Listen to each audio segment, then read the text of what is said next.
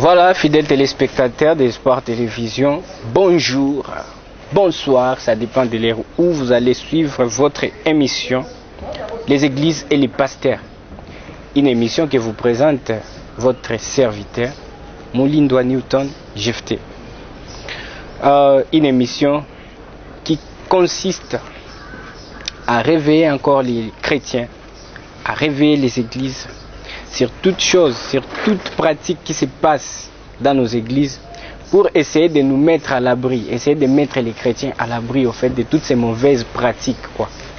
Parce que ce que nous sommes en train de voir dans nos églises, c'est comme s'il y a un vent, un mauvais vent qui est en train de souffler ces derniers temps, et c'est déplorable.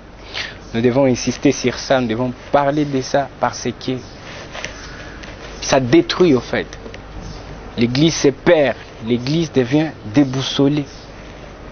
Et on se demande, est-ce que si Jésus revenait aujourd'hui, il va trouver une église prête à l'accueillir? Est-ce que si Jésus revenait aujourd'hui, vraiment il va trouver les chrétiens prêts? C'est ça la question.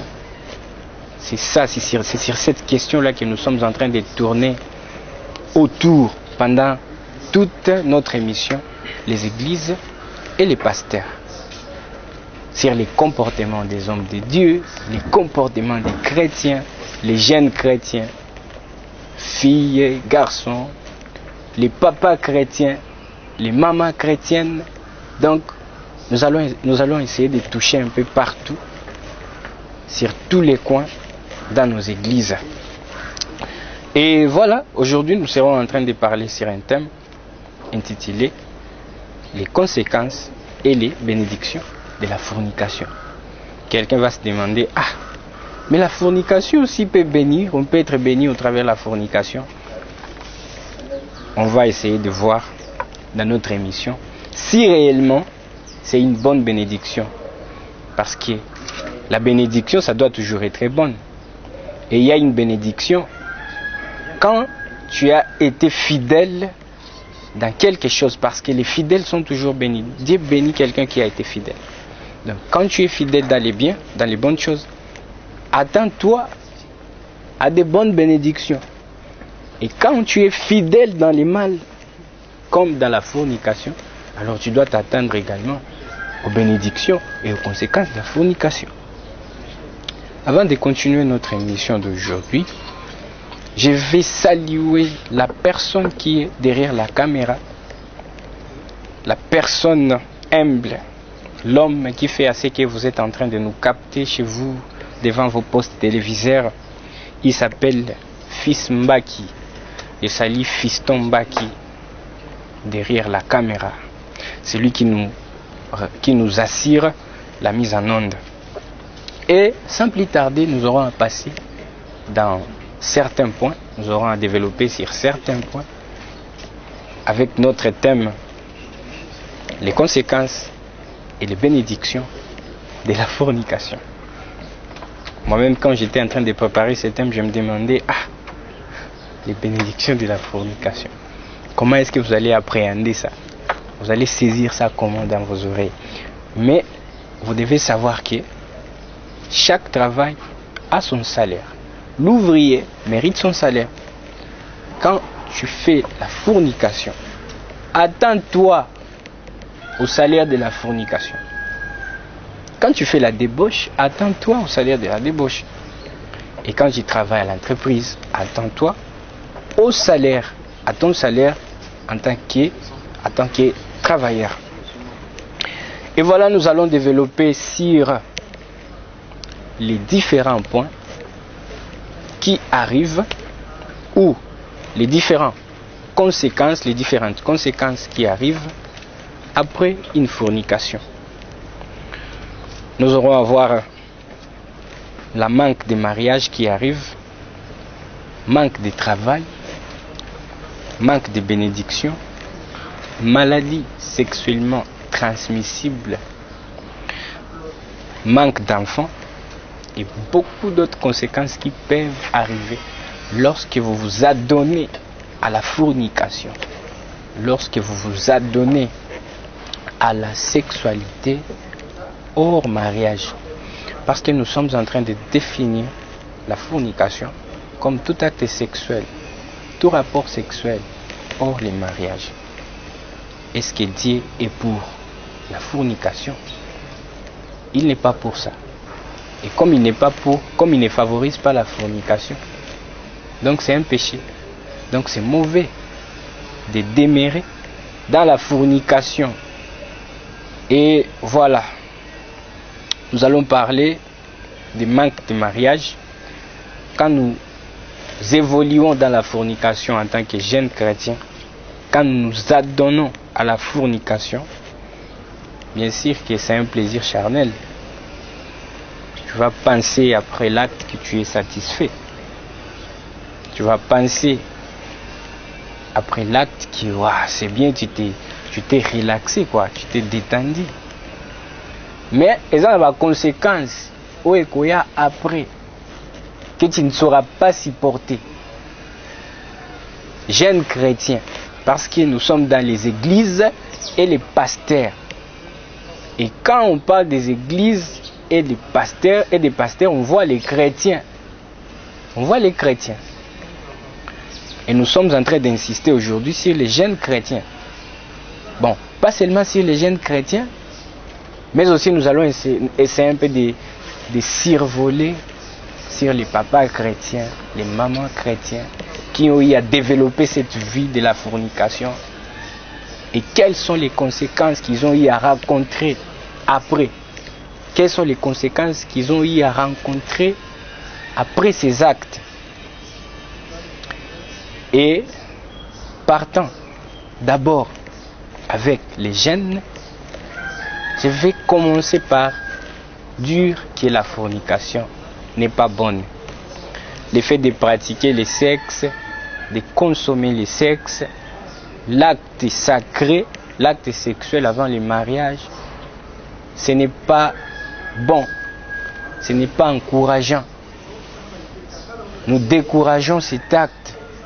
Toi jeune, qui sait que tu pratiques la fornication, il faut abandonner parce que ça a des retombées. Il y aura des conséquences. Tout se paye. Non seulement que tu iras en enfer, mais tout se paye ici-bas, avant le retour de notre Seigneur Jésus-Christ. Nous sommes en train de parler des jeunes chrétiens. Des jeunes chrétiens, toi qui sais que tu es chrétien, avec l'enseignement de base que tu as reçu dans ton église, est-ce qu'on t'a appris que la fornication ou l'acte sexuel avant le mariage, c'est bon? Je ne pense pas. Parce que nous tous, nous sommes des jeunes chrétiens, et moi qui vous parle, je suis un jeune chrétien.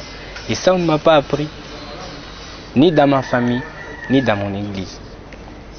Et je ne peux pas me livrer à ça. Parce que je sais déjà que c'est un péché, c'est mauvais. Et ça a des conséquences. Il y a des conséquences que la fornication peut apporter sur ma vie.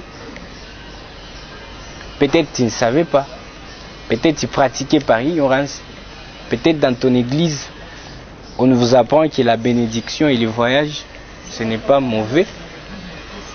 Mais aujourd'hui, dans les églises et les pasteurs, tu auras la chance de découvrir que la fornication, c'est mauvais et ça a des conséquences sur la vie des jeunes, ça a des conséquences sur ton avenir, ça a des conséquences sur l'avenir de la jeunesse chrétienne, de la jeunesse qui évolue, la jeunesse qui grandit à l'église.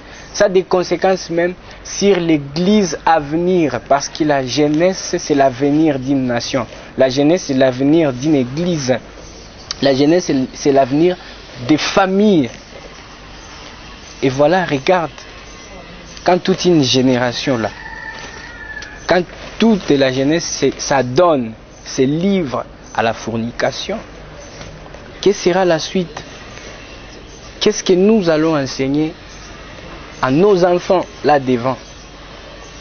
Qu'est-ce que nous allons servir à quoi comme modèle, comme mentor aux gens qui auront besoin de nous suivre dans les années qui vont venir?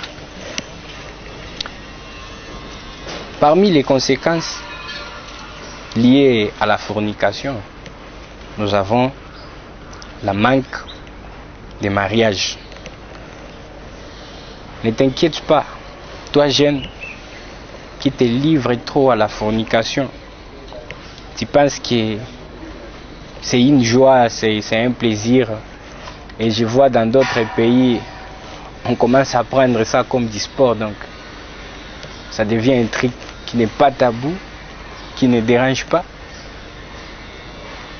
Mais nous, moi et toi, nous n'allons pas nous conformer au siècle présent. Nous allons suivre ce que la parole de Dieu est en train de nous dire, de ne pas nous conformer au siècle présent, mais d'être transformés en fait par le renouvellement du Saint-Esprit. Et en suivant cette parole-là, nous allons essayer de montrer que quand on s'unit par le sexe, on partage les sangs, on partage les esprits, on partage les démons, on partage les comportements, on partage beaucoup de choses au travers les sexes. Parce que le sexe est lié, c'est une chose de très sacrée, permettez. C'est très sacré le sexe. C'est un organe très sacré que Dieu a créé sur l'homme. Et Dieu a dit lui-même que Dieu savait en créant le sexe que c'était l'organe de reproduction. Alors toi qui sais que tu n'es pas encore prêt ou prête pour te reproduire, pour avoir une progéniture, pourquoi t'as donné au sexe? Pourquoi donner ta vie, jeune célibataire, chrétien, œuvrant à l'église, à la chorale? Pourquoi donner ta vie, te donner au sexe, c'est quoi? Dans la vie de ta jeunesse, toi tu choisis que non, le sexe, je vais faire de ça quelque chose de naturel, quelque chose qui ne dérange pas au fait. Pourquoi? Pourquoi suivre le monde? Tu oublies, tu ignores que lorsque tu t'unis à une personne via le sexe, tu vas partager ses esprits, tu vas partager ses comportements, tu ne sais pas la famille de cette personne, tu ne sais pas la source de cette personne, d'où il vient, qui sont ses parents, qui est son grand-père, qui est sa grand-mère, il est né comment, il vient de quelle coutume, il vient de quelle culture, comment ça se passe chez eux, qu'est-ce qu'on avait dit sur sa vie. Peut-être c'est une personne maudite, peut-être c'est une personne qui a déjà beaucoup de problèmes, sa vie a été vraiment difficile depuis avant. Et voilà, tu viens, tu rencontres la personne, comme aujourd'hui, ma terme est comme un ango belli. Oh, je craque, je suis fou, amoureux, folle amoureuse. Et dans nos églises, ça se passe comme ça, au fait. Tu vois, une fille chrétienne, une sœur chrétienne ou un frère chrétien qui est en train d'emprunter les termes que le monde utilise, les lol, les craqués, les fous amoureux, et je ne sais pas quoi, les médères. Beaucoup de termes. Ça vient d'où? À l'église, une chantre de l'église, tu ne sais pas la source du nom, mais tu permets qu'on t'appelle la diva. La diva là. Source de la diva, est-ce que tu sais? On n'est pas dans ça, en fait. Je suis en train de vous épargner de quelque chose là. Mais nous sommes dans notre thème, les conséquences et les bénédictions de la fornication. Ça vient aussi parce que nous nous adonnons à cette façon d'emprunter les termes. Ce que le monde trouve bon, toi aussi tu trouves bon. Comme c'est bon dans le monde de se me comporter sexuellement, toi aussi tu trouves que c'est bon pour toi de te me comporter sexuellement. Tu ne sais pas qu'il y a des conséquences liées à ça, tu ne sais pas qu'il y a des maladies sexuellement transmissibles, tu ne sais pas qu'il y a des esprits qui se transmettent au travers les sexes, tu ne sais pas qu'il y a des malédictions liées au sexe. Tu te donnes, tu pratiques et tu viens à l'église, tu chantes, tu viens à l'église, tu sers, Tu viens à l'église comme si c'est normal. Toi, tu as fait de ça une vie normale, en fait. Jeune chrétien, fille ou garçon. Laisse-moi te dire que ce n'est pas normal. Ce n'est pas normal. Et ce n'est pas sérieux que tu te comportes comme ça. Ozoyo qui sanzambe soni, si je peux le dire comme ça. Ce que tu fais là, ce n'est pas digne de toi.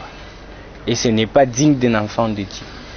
Imagine-toi, une personne qui va trouver un garçon, un bandit, mais bogard quand même. Elle craque comme on le lit. Elle accepte de coucher avec lui. Peut-être ce garçon voulait que tu lui transformes par ton comportement. Comme il te voyait avant de te suivre. Mais parce qu'il t'a séduit, pour la contenter, il trouve aussi que tu es facile. Et dans la facilité, tu prends les malédictions de ces garçons et ils n'arrivent plus à être transformés. Tu ne vois pas que tu auras beaucoup de comptes à rendre. Tu auras beaucoup de comptes à rendre. La manque de mariage ne suffit pas. Il y a aussi une manque de travail. Tu vas rester à la maison sans travailler, tu commences à te poser beaucoup de questions. Au Kangi pe bandoki à famille, non, si je ne travaille pas, c'est ma tante. Et d'ailleurs, si je ne travaille pas, ce sont mes parents. Non. Tika biloko wana. Ce sont des choses que tu as eu à faire dans ton passé. Tu n'as pas trouvé le temps de confesser. Tu n'as pas trouvé le temps de revenir à toi-même. De revenir à ton Dieu comme un enfant prodigue. Et tu commences à rencontrer des difficultés. Tu rencontres des difficultés. Pas de travail, pas de mariage. Oh, les sorciers de ma famille. Oh, d'ailleurs, ma tante qui est au village. D'ailleurs, mon oncle. Azalaki awa jour moko. Ce n'est pas ça. Rentre en toi-même. Demande-toi. Tu as partagé ton corps avec qui? Qu'est-ce que tu fais? Comment est-ce que tu t'es donné, tu t'es livré à la fornication, aux pratiques sexuelles avant le mariage et après, tu commences à te plaindre? Est-ce que tu as eu le temps de confesser? Est-ce que tu as eu le temps de revenir à ton Dieu pour commencer à te plaindre comme ça et tu te plains, et tu te plains, et tu te plains et le temps passe? Nous sommes les enfants de Dieu. Les jeunes chrétiens de partout où vous nous suivez dans le monde, les jeunes congolais qui habitent précisément la ville de Kinshasa, les jeunes africains qui auront à nous suivre plus tard sur YouTube, les jeunes du monde entier, tu sais que tu es un jeune chrétien. Sache à partir de maintenant que les rapports sexuels hors mariage, la fornication, c'est un grand péché et ça a des conséquences. Ça a des conséquences et des bénédictions aussi. Quand tu n'as pas de mariage, tu restes célibataire à la maison suite à la fornication que tu avais fait. Peut-être tu as connu une personne qui a couché avec plusieurs personnes maudites, plusieurs personnes qui avaient des maladies. Tu auras les cadeaux d'abord, la bénédiction, pardon. C'est de cette bénédiction que je parlais, en fait. Tu auras une bénédiction. Tu vas gagner ces démons. Tu vas prendre aussi une part de cette personne-là. Tu vas gagner son esprit. Ça va se planter en toi aussi. Tu ne vas pas travailler. On t'appelle, tu déposes les dossiers, tout. Et à la veille, tu te prépares pour aller travailler. Tu vois, demain, tu arrives. On te dit non, ce n'était pas toi, tu es déclassé, ton dossier est incomplet. Tu regardes, mais c'est ce qu'on demandait, bah ok, mais ce n'est plus toi. Et le temps passe, et tu vieillis, et tu grandis. Les sorciers de ta famille, ce n'est pas les sorciers, c'est toi. Va au fond de toi, la fornication. Nous sommes sur la fornication, les bénédictions et les conséquences de la fornication. Évitons cette vie, la jeunesse, nous qui avons besoin d'être les repères pour demain.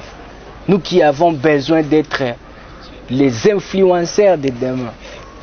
Dentro mon ba influenceurs na ba influenceuses na biso na ba TikTok et comme il ba dance ko exposer ba partie intime nzoto et tu te dis que tu influences quoi et tu influences qui et comment? C'est ça influencer, montrer tes parties intimes sur les réseaux sociaux, mais tu te trompes. Les jeunes chrétiens, les jeunes filles, les jeunes garçons, les papas de demain, les mamans de demain, les pasteurs de demain, les ministres de demain, les présidents de demain, les leaders de demain, les repères de demain.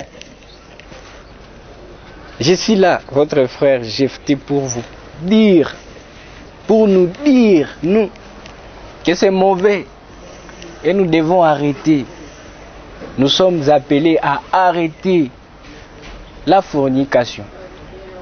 La fornication. Arrêtons les jeunes. Ce n'est pas ça jouir la jeunesse. Ce n'est pas ça l'effet de jouir au fait de sa jeunesse.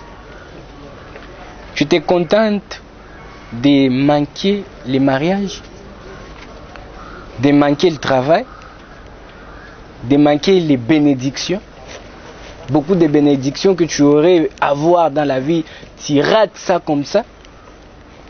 Tu te contentes de vivre une vie sans enfant. Tu te contentes d'avoir les maladies sexuellement transmissibles. Parce que seulement tu as voulu te faire plaisir. Tu avais quelque chose sur la poche. Tu dis, bah oh, je vais sortir comme on sort, comme les jeunes sortent. C'est au pluriel quoi. Et tu sors aussi. Tu te confonds au siècle présent. Tu pars, tu couches, et tu couches. Et tu obtiens comme bénédiction les VIH, maladies sexuellement transmissibles. Et après tu deviens sidin. Et après ta vie n'a plus de goût. Et après, tu as été sorcier de ta vie toi-même. Toi-même. Alors que tu as des potentiels en toi que tu dois réveiller. Alors que tu as des choses, des dons que Dieu t'a donnés pour que tu réveilles ça. Et tout ça c'est causé également par nos pasteurs, si je peux le dire. Parce que nous sommes dans les églises et les pasteurs. Je ne peux pas passer sans toucher aux pasteurs. Les Bakambi Nabiso, Bakiongozi, ma pasta, les pasteurs. Je ne peux pas passer sans toucher là-bas. Nous, on voyait dans l'ancien temps, à l'église, il y avait des messages sur l'eschatologie, les messages de repentance, les messages de la croix, l'amour de Dieu. Mais ça n'existe plus aujourd'hui. On commence à se demander alors où est parti ces messages. Donc les pasteurs ont compris que les gens ont besoin de voyager, surtout chez nous ici, au Congo. La vie difficile. Les Congolais ont maintenant besoin de voyager, d'aller vivre ailleurs, vivre en Europe, vivre aux États-Unis. Et voilà, les pasteurs Babosani, Matea, Oebanda Kozongi, Saba chrétienne à droitier, ils commencent à partager leurs pensées, leurs sentiments aux gens. Tu entres à l'église comme ça, tu trouves quelqu'un, oh, ça bien habillé, bon, dès nazo mona yo wana, namoni pena ke avenir na yo, ezo za la meilleure, mais nzamba la kisinga, sala boye, pour signer contrat moko boye, pe okozala boye. Okozela contrat wana pe ekoya te. Or tu as déjà dépensé. le message de la croix est parti, le message de la croix a disparu, et comme Ikaba Mapamboli, Okobala, même interpeller les gens à se repentir, ça n'existe plus. Et c'est ce qui fait à ce que les jeunes commencent à se dérouter comme ils veulent, les jeunes commencent à se mécomporter comme ils veulent, et tout ça. Nous sommes presque à la fin de notre émission, notre numéro d'aujourd'hui. Nous étions en train de parler sur les conséquences et les bénédictions de la fornication. La fornication, c'est un acte sexuel pratiqué hors mariage ou avant le mariage, dont les jeunes, les célibataires, n'ont pas droit à pratiquer l'acte sexuel avant le mariage ou à pratiquer la fornication, parce qu'encore c'est un péché, ce n'est pas la volonté de Dieu. Donc Dieu n'est pas pour ça, Dieu est contre la fornication. Et nous étions en train d'interpeller les jeunes à abandonner la fornication parce que la fornication a des conséquences. Nous avons vu le manque de mariage, nous avons vu le manque de travail, le manque de beaucoup de bénédictions. Nous avons vu les maladies sexuellement transmissibles que l'on peut attraper suite à la fornication. La communion avec les démons suite à la fornication, comme entre parenthèses, les gens aussi qui se masturbent, tu te donnes la permission de te satisfaire toi-même. Les filles, les garçons, il y a même les papas, les mariés aussi qui les font. Tout ça, ce sont des mauvaises pratiques et il faut abandonner ces pratiques. C'est là qu'on était aujourd'hui. On était en train de parler de la fornication, ses conséquences et ses bénédictions.